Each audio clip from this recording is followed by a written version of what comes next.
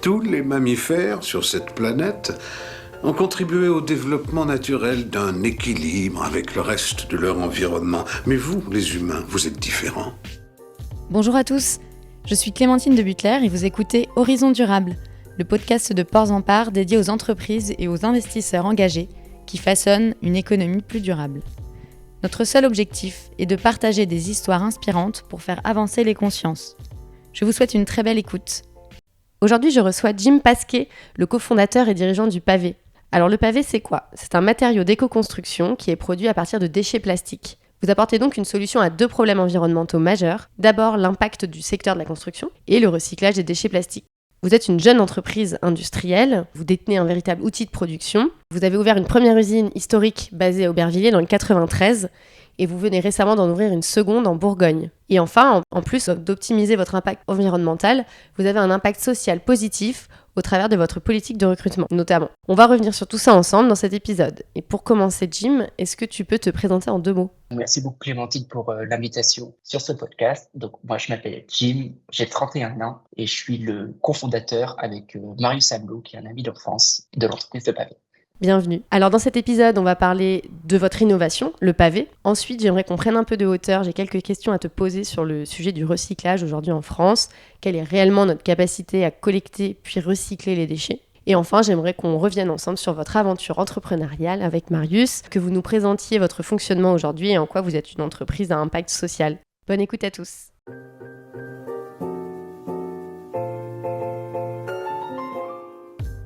Donc pour commencer, Jim, est-ce que tu peux nous expliquer ce que c'est le pavé et pourquoi c'est utilisé ? Oui, alors le pavé, comme tu l'as expliqué en introduction, notre métier c'est de fournir des solutions durables pour le monde du bâtiment à travers nos panneaux. Donc ça va se diviser en 3 savoir-faire. Le premier, c'est d'identifier des sources de matières premières inexploitées, sous-exploitées, qui posent problème, donc notamment les déchets, mais aussi d'autres matières. Notre deuxième métier, ça va être de prendre ces matières inexploitées et les transformer dans nos usines sous forme de panneaux. Donc là, on a différentes épaisseurs, différentes tailles. Et notre troisième savoir-faire, c'est de valoriser ces panneaux pour qu'ils soient adressés au marché du monde du bâtiment. Donc, notamment sur un accompagnement normatif et un accompagnement technique de mise en œuvre. D'accord. Et si je reviens sur la deuxième étape dont tu parlais, donc le processus de fabrication du matériau. Dans un précédent épisode, j'interrogeais Emmanuel Ladan, le CEO de Carbios, qui nous parlait du recyclage enzymatique. Là, on parle bien d'un recyclage mécanique, c'est ça ? Et est-ce que tu peux nous expliquer le procédé de production ? Oui, c'est bien ça. Donc, nous, on va faire un recyclage mécanique, c'est-à-dire que d'une certaine manière, on va avoir une intervention minimale sur la matière. Donc, d'une certaine manière, c'est presque un esprit low-tech, mais qui nécessite des technologies super innovantes. Donc, on a plusieurs brevets qui sont déposés sur des technologies qu'on a développées depuis 6 ans. Donc, nous, pour simplifier, on va prendre de la matière des déchets plastiques, on va chauffer cette matière à une température modérée, entre 160 et 200 degrés. Et donc, au bout d'un moment, cette matière, elle va devenir comme une pâte de nougat. Et à ce moment-là, on va compresser les déchets qui vont s'agglomérer entre eux et qui vont former un panneau. Ce qui est intéressant dans notre technologie, c'est qu'il n'y a aucune résine, aucun liant qui est ajouté. Et c'est donc là où on va faire une différence avec le recyclage chimique, c'est que on va pas du tout modifier chimiquement la matière première, mais on va d'une certaine manière juste changer la forme et massifier les déchets qu'on a récupérés à l'entrée. Et les propriétés du matériau obtenu sont du coup satisfaisantes pour un matériau de construction. Et est-ce que du coup ça permet de remplacer tous les matériaux plus traditionnellement utilisés pour les mêmes usages ? Ce qu'on voit, en tout cas ce qu'on connaît depuis un long moment maintenant sur le marché, c'est qu'il n'y a pas de matériaux parfaits. Il y a juste des matériaux qui vont être adaptés à leurs usages.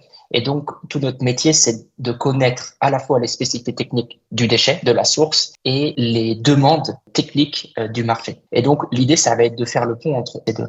Et donc, nous, on va pouvoir apporter des alternatives à des matériaux traditionnels, tels que du marbre, de la céramique, ou même des matériaux plus modernes qui mélangent aujourd'hui des composites de plastique. Et donc, on va venir apporter une alternative à ces matériaux-là, pas sur l'ensemble. Notre vision, c'est de dire que chaque déchet, chaque matière inexploitée qu'on peut trouver en France, en local, va avoir un usage dans le monde du bâtiment.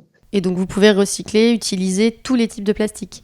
En théorie, oui. C'est-à-dire que notre métier, c'est donc de compresser et chauffer de la matière. Donc, on peut recycler tout type de plastique. Maintenant, l'enjeu, c'est de se dire comment on va faire le lien entre les propriétés du déchet et aussi comment son cycle de recyclage est construit aujourd'hui. Est-ce que c'est facile de l'obtenir? Quelles sont les quantités? Est-ce qu'on peut le trier? Est-ce qu'il y a des enjeux? Et de l'autre côté, le connecter à sa demande. Donc, qu'est-ce qu'on va pouvoir faire de ce panneau, de ces déchets qui sont transformés en panneaux? Est-ce qu'on va pouvoir en faire un revêtement de sol? Est-ce qu'on va pouvoir faire un revêtement de mur, un plan de travail, etc. Et tout ça a des demandes particulières, singulières sur chaque application. Et donc, l'idée, c'est de connecter tout ça. Donc, on a testé plus d'une centaine de matières différentes dans le laboratoire. Mais aujourd'hui, on va se concentrer sur 2 types de matières qu'on produit industriellement. Le PEHD, donc polyéthylène haute densité, c'est ce qu'on va retrouver dans nos bouteilles de shampoing, sur nos bouchons. Et on va aussi travailler le PS, le polystyrène, qui sont des anciennes portes de frigo ou des anciens seins, par exemple. Ces 2 matériaux-là, on connaît leurs usages, on connaît le marché, et on sait aussi qu'on a créé un certain nombre de partenariats avec nos fournisseurs. On reviendra justement sur le sourcing ensuite. Là, tu parlais aussi de la fin de vie que vous prenez en compte dès la phase de conception. Vous avez fait une analyse de cycle de vie et mesuré l'impact carbone du matériau, le pavé? Donc oui, on fait des ACV et d'ailleurs c'est hyper important pour nous de faire des ACV sur chaque produit qu'on va commercialiser. Ça prend du temps, c'est des choses, des données qu'il faut prendre, mais pour nous, il est essentiel d'avoir une vision factuelle sur les matériaux. Et donc, par rapport à des matériaux qu'on va venir remplacer, notamment sur la solide surface, qui sont des composites de plastique, on va diviser par 10 l'impact carbone au mètre carré. Et par rapport à la céramique, on est plutôt sur un rapport où on va diviser par 3 l'impact carbone. Ce qu'il faut bien prendre en compte aussi, c'est que dans notre procédé, il n'y a pas d'utilisation d'eau, donc on va pas du tout polluer l'eau. Et aussi, on va venir dépolluer la nature en venant participer au système de recyclage qui n'est pas forcément pris dans la CV. Ça, c'est le premier point plutôt sur le procédé industriel. Et ensuite, on a un deuxième point qui est plutôt sur le produit, où l'idée, c'est de faire des matériaux qui sont durables. Et donc, nous, ce qu'on va faire, c'est que lorsqu'on va livrer un panneau de plan de travail, par exemple, en 15 mm en PS,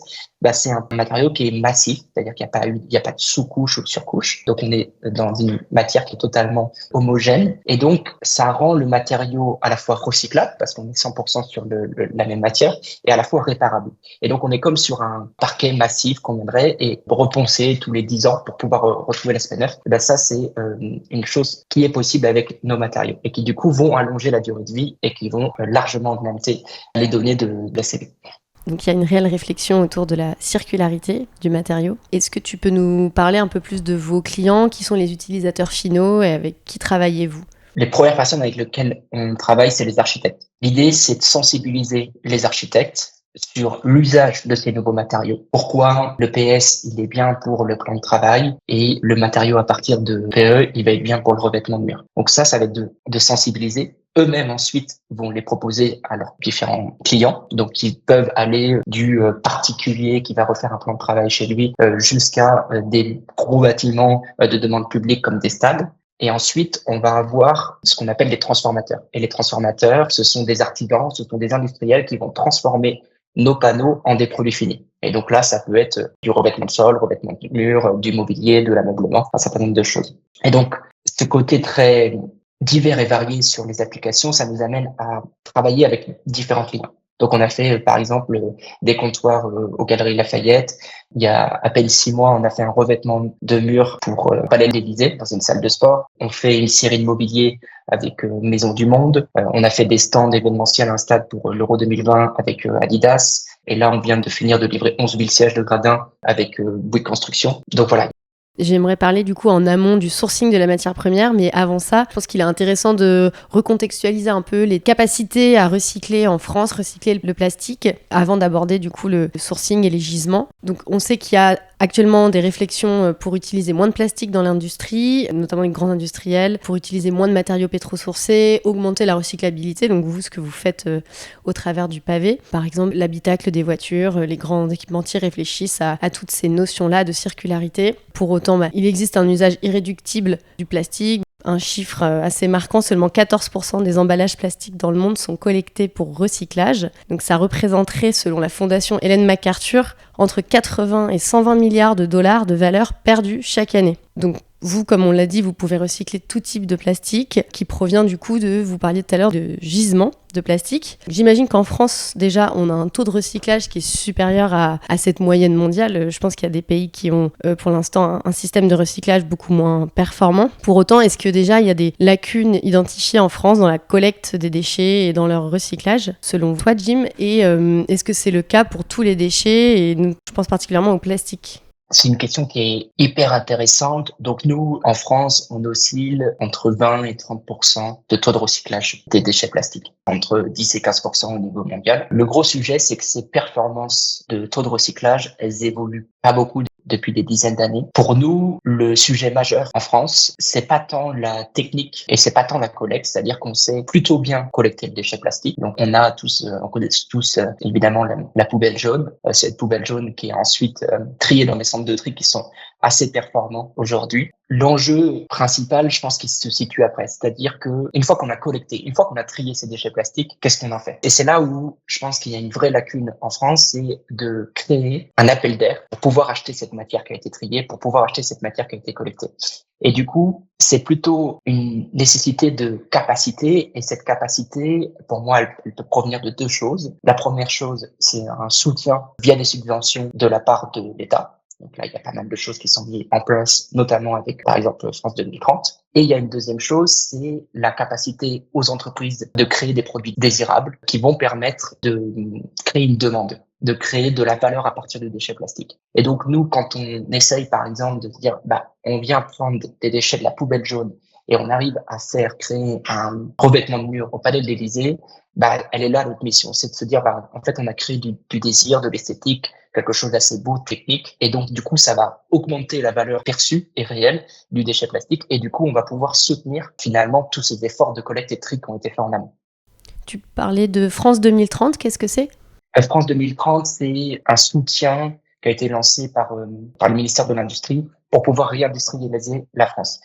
Et une des parties de cette voie de réindustrialisation, c'est notamment sur le recyclage de déchets plastiques. Et donc, ça permet de donner des subventions à des entreprises qui veulent soit se transformer, soit ont des nouveaux projets, soit s'installer. Et donc, nous, on en bénéficie. Et le fait qu'on tende vers une réduction, ou en tout cas il y a un souhait d'arrêter les plastiques à usage unique, notamment dans les emballages, est-ce que ça représente un danger entre guillemets pour votre sourcing, ou est-ce qu'on est loin quand même déjà d'avoir une pénurie de matières premières et que au contraire ces tendances-là ne risquent pas de vous impacter négativement ? Alors, on souhaiterait que ça nous impacte négativement. Je pense que ce sera un jour le cas, mais on a quand même quelques années devant nous avant de le voir. Pourquoi ? Parce que justement, on disait il y a 20 à 30% des déchets plastiques qui sont recyclés en France. Et ensuite, le reste qui est quand même déjà bien collecté et trié. Il y a une partie qui va être ce qu'on appelle de la valorisation énergétique. Donc, on va incinérer des déchets et on va le transformer en énergie. Donc ça, c'est souvent des déchets qui nécessiteraient un tri tellement performant que ce serait difficile à récupérer parce qu'ils sont souillés. C'est notamment nos déchets humides, etc. Et on a une autre partie de déchets qui est enfouie. Donc en gros, on va creuser des trous sous terre, on va mettre les déchets là en attendant de trouver une solution d'une certaine manière. Et donc déjà, il y aurait cette part-là de gâteau à aller chercher, donc de récupérer le déchet plastique qui est enfoui parce que c'est un déchet qui a une haute valeur. Et au-delà même, si jamais on arrête le plastique à usage unique, ce qui est évidemment notre souhait, on a des programmes de développement sur d'autres matières qui peuvent poser des sujets, mais des matières qui sont, on va dire, organiques, des déchets organiques, des coproduits de nouvelle industrie et qui nous permettent de prévoir demain. Donc, en bref, on serait hyper content que le déchet plastique ne soit plus un problème, mais je crois que c'est pas pour demain.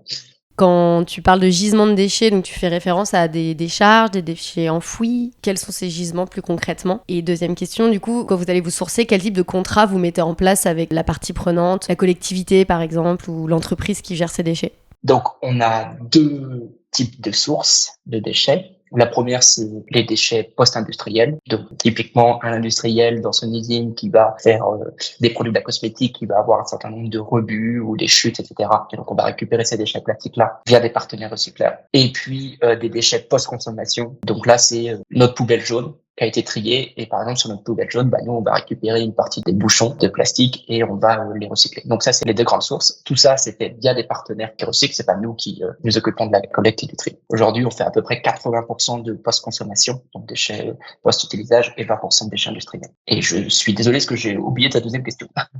Ma deuxième question, c'était le type de contrat que vous mettez en place avec ces partenaires, notamment sur le pricing de la matière première. Est-ce que c'est un prix fixe déterminé ? Comment ça se construit ? Donc, avec les partenaires recycleurs, il y a 5-6 ans, on est venu poser une question inédite pour eux, qui était de dire, est-ce que vous avez un déchet qui est beau? Ou en tout cas, un déchet qui est esthétique, a une couleur spécifique. Donc, on a, pendant 5 ans, travaillé à modifier, co-développer le cahier des charges pour faire évoluer justement leur procédé de tri. Et donc ça, on a travaillé avec d'une cinquantaine de recycleurs. Et donc aujourd'hui, une fois qu'on a validé tout ce cahier des charges de qualité et esthétique, et ben, on fonctionne sous des contrats cadres assez classiques pour fixer justement des prix et éviter parce que le cours du déchet plastique est influé par le cours du pétrole. Comme le plastique vierge est produit à partir de pétrole, quand le prix du pétrole baisse, le prix du déchet plastique va baisser aussi. Et donc, nous, l'idée, ça va être essayer de stabiliser ces prix pour créer un modèle durable et sain. Est-ce qu'il y a un premium dans votre sens, une sorte de réduction puisque vous rendez un service aux collectivités finalement ou aux recycleurs en les débarrassant de ces déchets? Alors, ça pourrait l'être, mais c'est pas notre volonté parce que on souhaite acheter la matière première. Pour nous, c'est important que la matière première recyclée ait une valeur, notamment parce que ça permet de soutenir du coup l'industrie du recyclage derrière, c'est-à-dire notamment les systèmes de collecte et de tri. Et on préfère avoir un cahier des charges qui est peut-être plus complet, qui va peut-être pousser plus loin le tri et va augmenter la qualité plutôt qu'essayer de faire baisser les coûts aujourd'hui. Et aujourd'hui, en l'état actuel des choses, il n'y a pas de risque pour votre approvisionnement, pas une demande encore trop forte de déchets? Non, en fait, il reste beaucoup de déchets et la part de déchets en absolu, elle a tendance à augmenter tous les ans. Donc, on est plutôt sur un problème qui s'intensifie chaque année. Donc, on n'a pas de problème d'approvisionnement de déchets plastiques. Pour creuser un petit peu toujours la thématique du recyclage, le financement de la collecte et du recyclage, c'est un financement public qui provient des collectivités ou il y a aussi le secteur privé? C'est les deux. Donc, on va reprendre un exemple qui parle bien à tout le monde, mais si on prend le déchet de la poubelle jaune, on va payer via nos impôts la collecte et le tri de cette poubelle jaune. Par exemple, la poubelle jaune appartient à la commune et cette commune-là, une fois qu'elle a trié et collecté le déchet plastique, va le revendre ensuite sur un marché privé où là, l'objectif, c'est de trouver quelqu'un qui va augmenter la valeur et qui va permettre de financer justement une partie de collecte et de tri. Donc, on a toujours, à chaque fois qu'on prend une partie de matière recyclée, un financement qui est dû à des subventions publiques, indirect ou direct, et un financement privé. Et ensuite, quand vous revendez le matériau, le pavé, est-ce que vous le revendez plus cher que les autres matériaux concurrents? Et est-ce que les clients sont prêts à payer plus pour plus de circularité? Ou est-ce qu'au contraire, vous êtes contraint par le prix final? Sur l'enjeu du prix, en tout cas, le déchet plastique est pas forcément un avantage sur l'optimisation économique d'un produit. Un, parce que souvent, ça va dépendre des périodes, mais la matière vierge est moins chère. Donc, si je produis un produit à partir de pétrole pétrosourcé, ça peut être moins cher. Et deux, parce que le déchet plastique nécessite un savoir-faire particulier, notamment au niveau des contrôles qualité. On est sur un entrant aléatoire, qui est du déchet, donc il y a une perte de traçabilité, on ne sait pas exactement ce qu'on obtient. Et nous, on a quand même l'ambition de définir un produit standard. Donc, même si on n'est pas forcément une version low cost de tous les produits, et notamment aussi parce qu'on produit en France, en local, que ça a un coût, on arrive quand même à être à un prix accessible. Alors, ça va dépendre à partir de quel matériau, mais c'est pour ça aujourd'hui qu'on commence aussi à travailler avec des grands industriels, type Maison du Monde, type bout de construction pour faire les sièges de jardin, c'est parce qu'on a réussi à obtenir des prix qui sont accessibles pour un marché particulier aux professionnels. Maintenant, j'aimerais qu'on aborde ensemble l'histoire entrepreneuriale du pavé. Donc, au commencement, vous étiez une asso étudiante avec le cofondateur du pavé. Vous avez lancé du coup ce projet. Est-ce que tu peux nous raconter l'histoire de l'entreprise? Oui, donc Marius Amelot, qui est mon associé et ami d'enfance, il fait des études d'école d'architecture à Versailles. Et pendant ses études, il a un cas d'école qui est de refaire une école en plein milieu du désert au Kenya. Et donc, il repère qu'il y a une déchetterie qui est pas loin, 50 km du terrain où devait construire l'école. Et il s'intéresse à ce moment-là au recyclage du déchet plastique. Et donc, il va acheter un boule à cake, il va acheter un four à pizza et il va commencer à expérimenter le déchet plastique. L'idée est bonne, il y a une motivation qui commence à se créer et du coup, il crée une association. De là, on arrive à gagner plusieurs concours qui mènent ce projet à être beaucoup plus concret. Et donc, du coup, vient l'idée de cette entreprise, créée en février 2018, avec l'idée justement dès le départ de créer un projet impactant et donc de créer un projet qui a une ambition assez forte sur le nombre de tonnes qu'on souhaite recycler et sur un projet avec une vision industrielle à grande échelle. Et ensuite, le changement d'échelle du pavé, j'imagine, c'est fait lorsque le carnet de commandes s'est rempli. Là, tu parlais d'un certain nombre de beaux projets, notamment des sièges pour les JO. Comment est-ce que vous avez anticipé, géré cette accélération? Et c'est notamment, j'imagine, ce qui a déclenché l'ouverture d'un second site de production en Bourgogne? Oui, c'est vrai qu'on a été beaucoup poussé par la commande publique depuis le départ, et notamment sur les jeux de Paris 2024 avec différents projets et notre plus gros projet emblématique sur les 11 000 sièges de gradins qu'on a livrés. C'est un défi énorme par rapport à ce que nous étions il y a 3 ans quand on a validé cette commande. Parce que l'enjeu dans l'industrie, c'est que les temps sont très longs. Donc, il a fallu être extrêmement bon sur l'exécution pour augmenter notre échelle. Et donc, on a une première usine à Aubervilliers qui tourne en 3/8 depuis 2 ans et qui transforme entre 300 et 400 tonnes de déchets plastiques annuels. Et là, on vient juste d'ouvrir notre deuxième site en Bourgogne qui a développé toute une nouvelle technologie et qui va avoir la capacité de recycler plus de 1000 tonnes par an. Et on a l'ambition d'ouvrir une nouvelle ligne, donc tous les ans, pour recycler 1000 tonnes en plus. Donc une belle histoire. Est-ce que tu dirais que vous étiez armé à la sortie de l'école, donc Archi pour Marius et École de commerce pour toi, armé pour la création d'entreprise? Avec Marius, tous les deux, on avait la chance d'avoir déjà créé des projets entrepreneuriaux pendant nos études, même avant. Donc, Marius avait créé une entreprise, moi j'avais créé plusieurs assos. Donc, je dirais que l'expérience, elle provient plutôt d'activités extrascolaires. Et je pense toujours que la meilleure façon d'apprendre à entreprendre, c'est d'entreprendre. Donc, les études nous permettent simplement peut-être de créer des temps dans lequel on a la chance de pouvoir créer des entreprises. Ça nous laisse un moment, la capacité de se mener sur des projets plus ou moins ambitieux, mais en tout cas des projets qui ressemblent à des brides d'entrepreneuriat. Et est-ce que tu dirais que vous avez été bien accompagné par des structures extérieures, des investisseurs? Oui, alors nous, quand on a créé l'entreprise en 2018, il y avait quand même un environnement de l'entrepreneuriat qui était déjà très dynamique, notamment sur des sujets tech. On commençait à avoir quand même beaucoup d'incubateurs, on commençait à définir tous très bien ce que c'était qu'une start-up, quelles étaient les phases de lancement. Donc on a été accompagné plusieurs fois dans plein de programmes. Donc on a senti cet accompagnement. Là où le marché était moins mature, en tout cas sur les accompagnements, c'était sur des modèles comme les nôtres, c'est-à-dire industriels. Donc autant sur des modèles SaaS et de développement de tech, il y avait beaucoup de ressources, autant sur la partie de développement, de dire comment on construit à partir de zéro une nouvelle industrie, il a fallu quand même trouver les ressources par nous-mêmes sur ce sujet. Est-ce que tu trouves que l'écosystème français est propice à la création d'entreprises, création et développement? Oui, c'est plutôt facile de créer une entreprise en France, aussi parce que les risques en cas d'échec sont quand même limités. On a une bonne réglementation sur ces sujets-là. Il y a quand même des accès au financement qui se sont faits. Maintenant, les statistiques aussi parlent d'elles-mêmes, c'est-à-dire, je crois que c'est plus de 90% des startups qui, au bout de 3 ans, ferment leurs portes. Donc, ça s'est beaucoup amélioré. C'est facile d'intégrer le système. Maintenant, ça reste quand même extrêmement compliqué et challengeant de construire un modèle stable et durable après une création.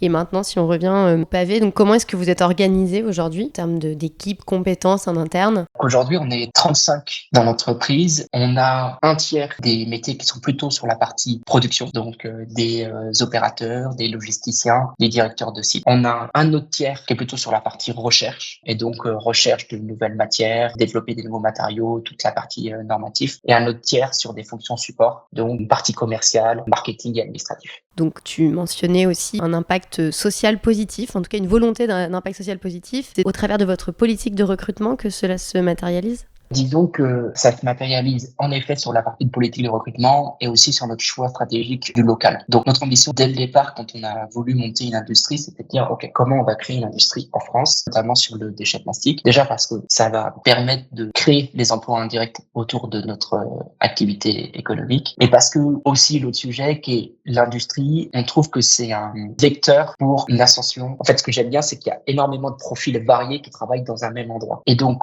on va avoir des gens qui ont fait des doctorats dans nos équipes, qui ont fait des longues études, et d'autres personnes qui ont leur brevet et qui vont rentrer aussi dans nos équipes, donc avec des études très courtes. Et l'enjeu avec l'industrie, c'est de pouvoir faire travailler tout ce monde-là et créer une cohésion sociale dans son ensemble. On va notamment travailler assez étroitement avec des structures de l'ESS qui travaillent avec des personnes issues de l'insertion. Et donc nous, c'est là où on va essayer de recruter, notamment sur les postes d'opérateurs. Ok, et est-ce que ça requiert des actions particulières en termes de gestion, management, ou finalement vous n'avez pas rencontré de sujet particulier? Je pense notamment à de la formation particulière ou des événements pour créer le lien entre le personnel. Alors, en effet, il y a des événements entre tous, quand on va faire des choses assez classiques d'entreprise. On va faire des séminaires, on va faire des journées ensemble, on va faire des soirées, on se réorganise. Je crois que c'est assez naturel parce que on a dans une de nos valeurs porte la considération, on essaie de considérer tout le monde. Je pense qu'il y a juste une technique et un moyen à faire, c'est d'adapter nos techniques de communication. Parce que justement, on va avoir différentes personnes avec des cultures différentes, maîtrisant plus ou moins des langages techniques, maîtrisant plus ou moins les langages anglicisés qu'on peut avoir dans les startups. Donc voilà, l'idée, c'est de s'assurer que le message soit le plus clair possible et que tout le monde puisse le comprendre. Je pense que c'est le seul enjeu. Et ensuite, évidemment, transmettre des sujets de respect, de travailler avec les autres, notamment sur des enjeux de diversité. Ok, très clair. Et est-ce que vous mesurez cet impact social ? Nous, notre impact social, il est lié à deux choses. La première, c'est les tonnes recyclées. Donc, si on recycle des tonnes de déchets, ça veut dire qu'on va avoir un impact environnemental. Ça veut dire qu'on va remplacer un produit pétrosourcé, donc avec un impact carbone positif. Et un impact social aussi parce que ça va créer des emplois indirects. C'est-à-dire tous les 1000 tonnes recyclées, il y a 6 emplois indirects qui ont été créés. Le fait de collecter et de trier des déchets, ça demande un certain nombre d'emplois. Ça, c'est le premier sujet qui est la tonne recyclée. Et le deuxième, qui est finalement une mesure d'impact classique, mais c'est notre chiffre d'affaires. C'est notre capacité à créer un marché et du chiffre d'affaires qui va démontrer qu'on est capable d'avoir un impact social en France, puisqu'on a une industrie en France, et un impact social indirect via nos partenaires. J'aimerais finir sur une note plus personnelle. Alors déjà, première question, c'est quoi la vie d'un jeune entrepreneur aujourd'hui ? Est-ce que tu travailles jour et nuit ou tu arrives à conserver un équilibre vie pro, vie perso ?